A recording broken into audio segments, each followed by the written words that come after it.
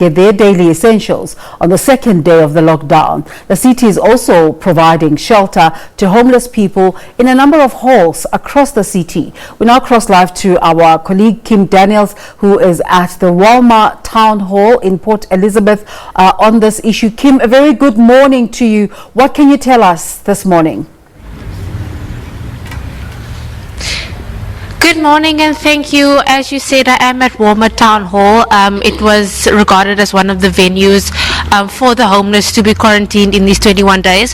When we arrived here a little bit earlier, we saw them getting food, their breakfast for the day. It was actually quite amazing to see that the hall had mattresses, all around the floor and in different rooms. But the distance between the mattresses were kept, to keep that social distancing and so forth. But yeah, Madam Speaker from our Metro is here to answer a few questions for us.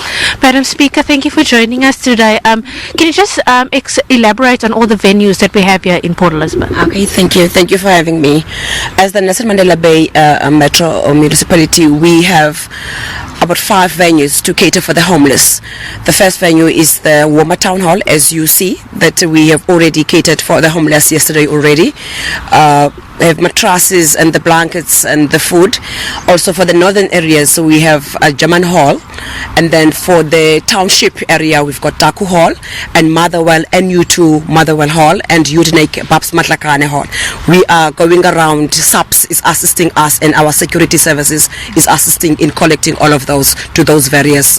But currently, we're only using the town hall here in Walmer and German Hall in Causton. Madam Speaker, I saw a police van earlier dropping off a few of the homeless. As I've heard, it's mandatory for everyone to be off the street and in a shelter for the 21-day quarantine. How are you guys going about going to the various spots within the metro, to find these homeless people and bring them in? Okay, you'll note that SI Police and our security services do know where the people are, the homeless, most of them. And amazingly, yesterday the police told me that it is the homeless who were stopping them, telling them that please take us to the shelter. We know what the president has said, that we must be under the shelter. So it is easy like that, because now it's not only us that are looking for them, they're also looking for us, so that makes things easy for us to collect them. Not necessarily we do know where they are. They are even coming out to call for assistance. So that is helping us a lot. Hence you see us moving as the way we are moving right now.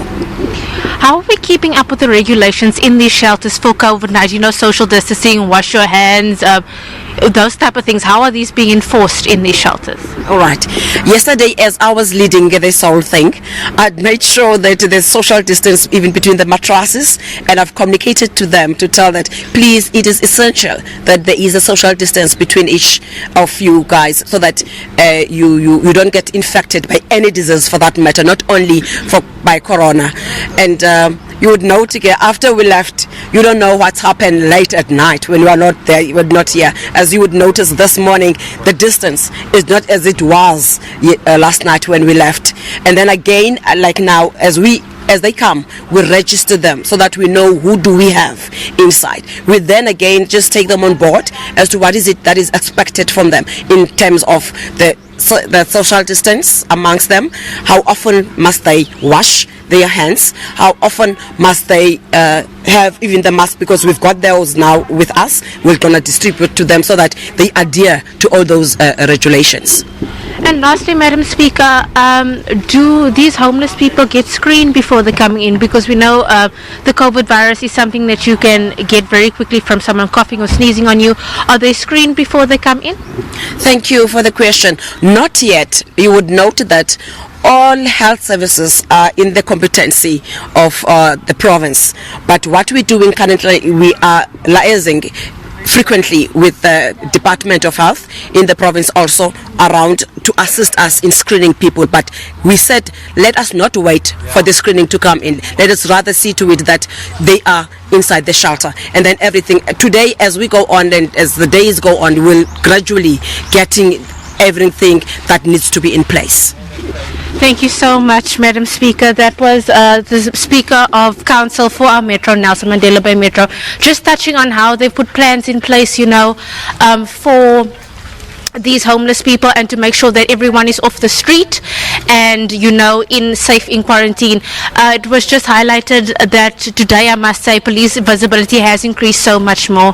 There's a toll-free number that all our viewers can call to if they do notice some activity in the street, things that aren't people walking around, going to shops when they're not supposed to. The number is 0800 20 50 50. That's the number you can call. There's a WhatsApp hotline as well on 0800 123 456, and that's where you can get all your information from. But for now, from us here in Port Elizabeth, back to you in studio.